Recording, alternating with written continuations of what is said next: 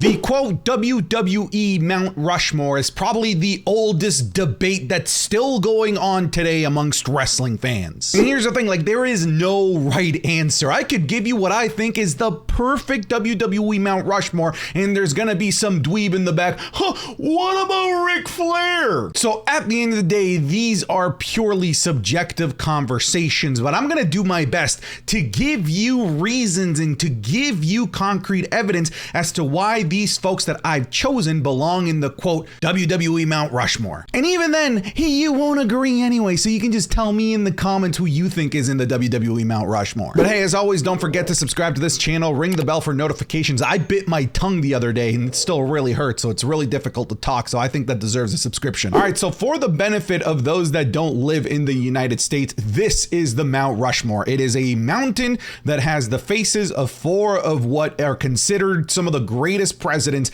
in US history. As you can see, the math then becomes difficult because we're only trying to find the 4 best WWE superstars that should be going up on the side of this mountain. And this is why it's a never-ending debate, because we're trying to literally condense like nearly 100 years of wrestling culture and wrestling history to just 4 dudes. Now, before I get started, here's some honorable mentions. A major honorable mention goes to Shawn Michaels, the Heartbreak Kid HBK. I think had he not taken those 4.5 years off of professional wrestling where he missed the majority of the Attitude Era and came back at the start of the Ruthless Aggression Era, that he would be in deep conversation for being in the WWE Mount Rushmore. At the very least, I can say with confidence that he's probably the greatest in-ring performer in the WWE. But again, we have this massive gap in what would have been a legendary career that was stolen away because of injury, and he just misses the WWE Mount Rushmore because of what could have been during those 4 years. And next up in my honorable mentions list is, of course, the Tribal Chief Roman Reigns. Have you taken a second out of your day to acknowledge your Tribal Chief? Now's your chance. Go ahead, put him up. He's an honorable mention because there is still more to go in his career. It's very possible. It is entirely possible that by the end of his career, in another 6, 7, 8 years, that he could very well be in the Mount Rushmore of the WWE, but that is not the case today because he spent a good portion of his career floundering, trying to find himself, not connecting with the fans, and it hasn't been that long. Actually, it's only been about like 3 years since he's really figured it out and is now one of the greatest big match performers, one of the best character workers, one of the best in-ring and outside of the ring storytellers in the WWE. But really, that body of work, that amazing body of work, only extends the past 3 years. Sure, he has amassed an amazing array of accolades from 2013 to 2020, but a lot of those, in the eyes of many fans, felt tainted and forced because we didn't want Roman Reigns. We didn't feel a connection to Roman Reigns. He just sort of felt like the next corporate stooge up now that Cena was on his way out. But you give me another 7 years of the type of run that he's in. I'm not saying that I want 7 more years of Roman as champion before you start crucifying me in the comments.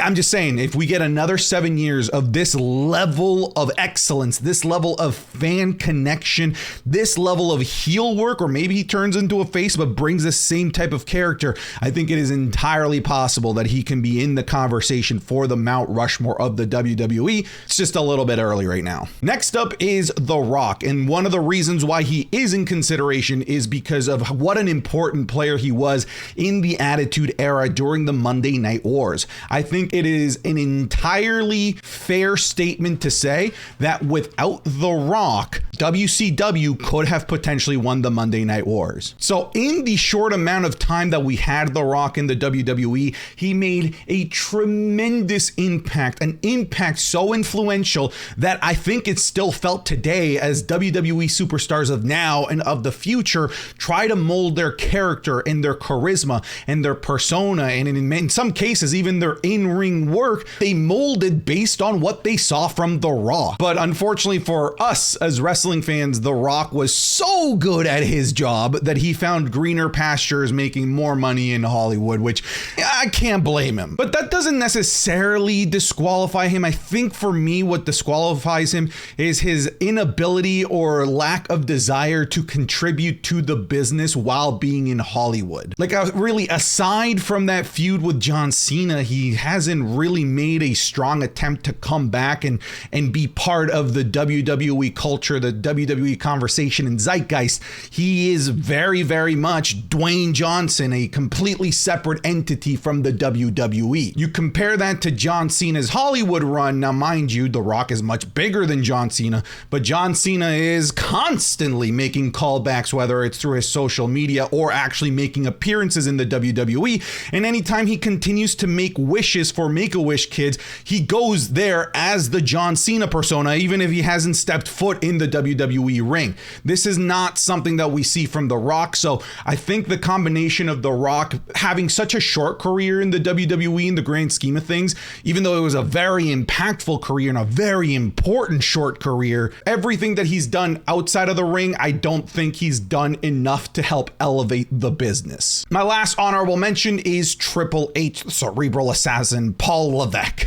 I mean, if you want to talk to contributions to the business, if like we were just doing contributions to the business Mount Rushmore, I think he's front and center. Not only did he have an absolutely legendary in-ring career, but he is bound to have a legendary career as a booker, as an executive as well. He gave us the greatest years of the best independent promotion in the history of professional wrestling, in my opinion, in NXT Black and Gold, and he's giving us at the moment some of the best WWE storylines programming that we've had in a very, very long time. So from the business side of things, like Triple H has just made massive contributions. Heck, I mean, like if we even want to go deeper and peel some layers, there's a lot of AEW talent that owe their popularity and owe a lot of their development to Triple H during their time in NXT. They just didn't work out in the main roster because Vince McMahon was taking care of the main roster. But I digress, because that's his body of work as an executive, his body of work as probably the greatest heel in professional wrestling history really speaks for itself. In terms of accolades, the man has literally done it all. He has main evented so many WrestleManias. He has won just about every single title, multi-time Royal Rumble winner. Really, the only thing he hasn't won is a Money in the Bank briefcase, but he's never really needed it. The more I think about it, like, this is why the Mount Rushmore conversation is so dumb, because you're asking people to willow down the conversation to just 4 people when I literally just sat here, even though it's the honorable mentions page, and I just made a great case for Triple H. Like, Triple H, if you were to put him in your WWE Mount Rushmore, like, I wouldn't bat an eye. He absolutely is deserving to get the highest of praises from WWE fans, but stupid ass rules created by this stupid ass thing of talking about WWE Mount Rushmore means that we have to limit it to 4 people. That's why it's a dumb discussion, but hey, whatever, we're doing the video anyway. All right, so let's jump into the Mount Rushmore. As you can see, quite a bit of mystery. Ooh, who's gonna be the first one? The first one I am going with Hulk Hogan. Now, as many of you might have a distaste for Hulk Hogan, perhaps as a human and the things that he's done and said post-wrestling career, I don't blame you. But, you know, I was about to say, you know, like, hey, the things that happen outside of wrestling don't really yet I do think that they impact you. But the thing is that everything that Hulk Hogan did for the WWE and professional wrestling as a whole throughout the 80s and the 90s were vital to the identity of what professional wrestling would become. Hulk Hogan was truly the first larger than life character to really get popular in the world of professional wrestling at a mainstream level. I'm not saying he's the first, you know, outlandish character. There are people before him like Gorgeous George, etc. But he is the first one to really break into the mainstream with an over-the-top persona, this superhero-like caricature that helped WWE break out from the mold of just it being 2 muscular, sweaty dudes grappling each other to it being grander than life, bigger than life characters on your screen, real life superheroes. Hulk Hogan is the man that popularized that. And as soon as that became the popular thing to do, it shaped wrestling for the rest of eternity, where it stopped being about the grappling and it stopped being about just in-ring work and wrestling. It started becoming about characters. It started becoming about storylines. It started becoming about the superheroes that were coming to life on your screen. And I genuinely credit that to Hulk Hogan. Now, sure, of course, he went over to the competition and tried to put the WWE out of business, but the 10 plus years that he spent in the WWF were enough of a contribution to absolutely easily land him a spot here. I'm not a Hulk Hogan fan in any way, shape, or form. I think that he's kind of lame. I think that he is kind of a shitty human, but I have to recognize and put aside those personal biases and those personal beliefs about Hulk Hogan, and I have to recognize that his contribution to the culture of what professional wrestling is today is probably the most impactful impact. Really, Santi? That's what you're going with? Whatever, we're doing it. He's had the most long-lasting impact probably of any WWE superstar ever, with, again, how he forced the business to pivot from it just being dudes grappling to major characters telling stories and being bigger than life and being role models and being dastardly villains and just being, again, superhero versions of what humans are. And there he is. He goes into the Mount Rushmore. I know, I have amazing Photoshop skills. Next up in the WWE Mount Rushmore is the Rattlesnake Stone Cold Steve Austin. So I talked about The Rock's importance in the Monday Night Wars, but literally, if it wasn't for Stone Cold Steve Austin, WWF at the time, for sure loses to WCW. So Stone Cold is the man to credit for having the WWE that we have today. He is the man that the WWE needs to credit for being a multi-billion-dollar publicly traded company. Because without Stone Cold, it's probably WCW that buys the WWE. It's probably WCW that continues on and then kills itself like it was already doing, and then the world of professional wrestling is probably dead as we know it. He's also easily the biggest draw and the biggest attraction in professional wrestling history. Accolades aside, like, the man also did it all. He's also the biggest attraction and the biggest merch mover in WWE history, and like, it's not even close. Like, I think it was something wild that like in 2022 or 2021, Stone Cold Steve Austin was still the highest merch seller in the WWE, even though he wasn't in the WWE. Like, that's just the influence of Stone Cold Steve Austin. I also credit Stone Cold Steve Austin for being the man that made wrestling cool, because during the latter half of the Hulk Hogan days, the world of wrestling was starting to be seen as kind of hokey, kind of being seen for kids. You know, people were kind of seen through the facade of like how dumb it was for this giant roided out man trying to tell kids to eat their chicken, eat their vitamins and say their prayers. People were seeing right through that and tuning out of professional wrestling. That's why that era of WWE, like in 94 to like 96, is like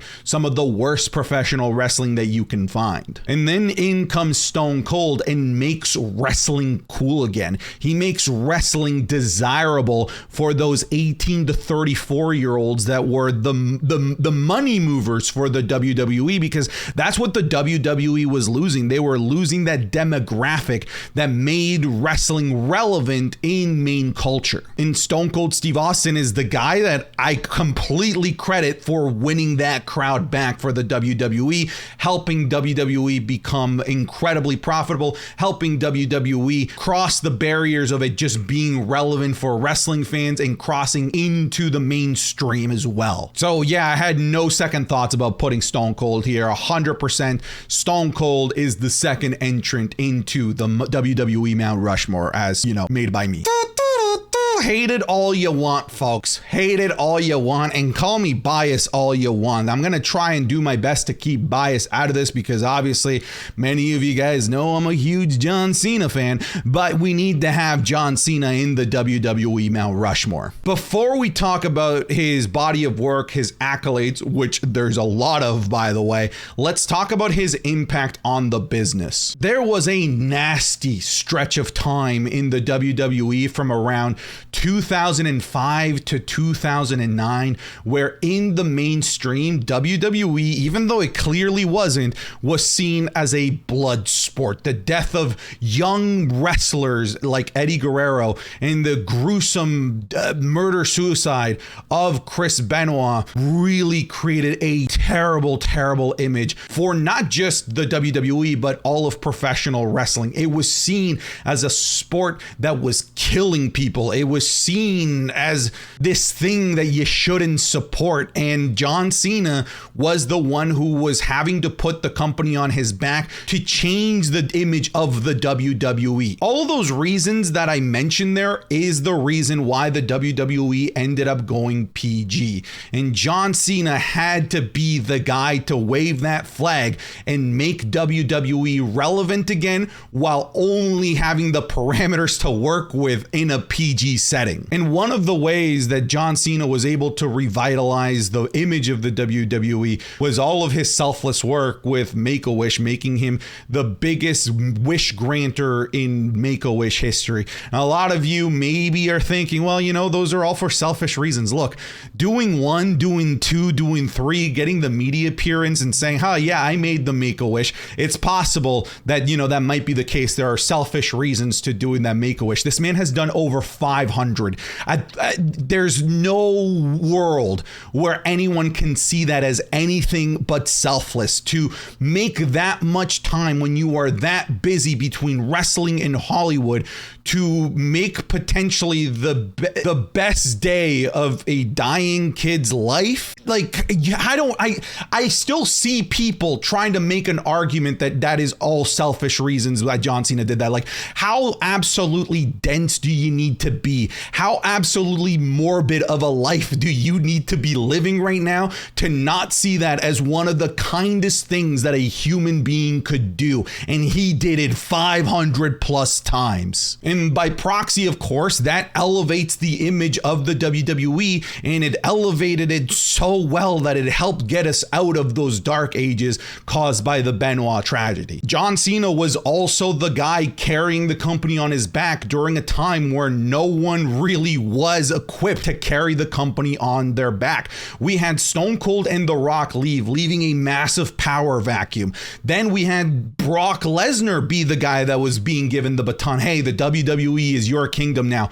He ups and leaves. And then there's literally no one. And it's up to John Cena to become that guy and carry the company through some of its worst times, least profitable times, to the point where it makes the company one of the most socially responsible companies through their work with Make-A-Wish, and also incredibly profitable to the point where they're able to go public. And of course, there's the accolades, right? Like, I think everyone at this point sees John Cena as the greatest WWE champion, like the greatest top champion in WWE history, like with how many times he's won it. People are like, oh, like Ric Flair. Dude, Ric Flair won most of those outside of the WWE. Like, if we're talking WWE, like, John Cena is the best top champion that the WWE has ever seen. Now, the narrative nowadays has changed from, you know, how many times you've won it to how long you've held the thing. But the narrative for a really long time was how many times have you won it? Like, and John Cena is the guy that has won it the most times. And unlike the two previous guys that I mentioned, like Stone Cold and Hulk Hogan, like, John Cena has been a WWE guy forever. Like, he didn't ever take his ball and go home like Stone Cold Steve Austin did. He never went to the rival company and try and put the WWE out of business like Hulk Hogan did. And he never truly left the WWE when he left the WWE, because because even in Hollywood, even outside of WWE ventures, he is a strong representation of the WWE. Like, this man has made so many contributions to the WWE when he's not even employed by the WWE anymore. Look, I was able to put my personal differences aside for Hulk Hogan, and I think some of you are going to need to put your personal differences and biases against John Cena aside, because John Cena 100% deserves to be in this conversation. Let's go ahead and toss John Cena as the third member of the WWE Mount Rushmore. All right, so who did I put in this last spot? Ooh, so much tension, so much drama. I ended up going with the dead man, the Undertaker. So one of the common threads across all of the guys before Undertaker that I've mentioned is that they are all really the face of a particular generation of professional wrestling. We have John Cena as the face of the late Ruthless Aggression era and the PG era, Stone Cold, the Attitude era, Hulk Hogan, the golden ages of the WWE. But Taker is not the face of any one particular era, because he is one of the top guys in just about every single one of those eras that I mentioned. He is the one common thread across all three of the guys that I just mentioned. All three of the guys that I just mentioned, although being popular in different eras of the WWE, all three of them had major feuds with the Undertaker at some point or another. That just speaks to the longevity of the Undertaker within the WWE. And sure, although he was never the top guy in the company, really like as the, you know, like the biggest draw or the biggest attraction, he was always the most referred upon locker room leader across the majority of those generations that I listed. Like, to be the locker room leader when you're surrounded by guys like Kurt Angle, Stone Cold, Chris Jericho, The Rock, Brock Lesnar, like, that's insane. I also credit The Undertaker for being the greatest gimmick in the WWE. It's funny because I think it is a completely stupid gimmick. Like imagine if somebody today debuted in the WWE and they're pretending to be a zombie. They're pretending to be an undead dude. Like, that's dumb. That is dumb. People that are like, oh, The Undertaker, you know, he's only relevant because he had such a great gimmick. Are you dense? Are you blind? This is the dumbest gimmick ever. It works because The Undertaker is so good at his craft that he made the dumbest gimmick ever work. He made the dumbest gimmick feel special. He made the dumbest gimmick main event WrestleManias. He made the dumbest gimmick be the most intimidating force in the history of the WWE. He made the dumbest gimmick have the longest WrestleMania win streak that will never be broken. He is the greatest worker of all time that made the dumbest gimmick of all time feel like the greatest gimmick of all time. So to the people that say that, you know, it's the gimmick that made The Undertaker, dude, get your head out of the gutter. Anyone else is given this stupid gimmick of an undead Undertaker, they immediately fail. They instantly fail. There's no way that you can make this work. But he's so good that not only did he make it work, he made it into one of the greatest characters that the WWE has ever seen. So that's it. Let's go ahead and add Marky Mark the Undertaker to the WWE Mount Rushmore. I'm sure everyone has their own opinions. You're all gonna disagree with me, and that's what the comment section is for. Go ahead. Who are your top four? Who would you add to this list? Okay. All right. I'm done. Get out of here.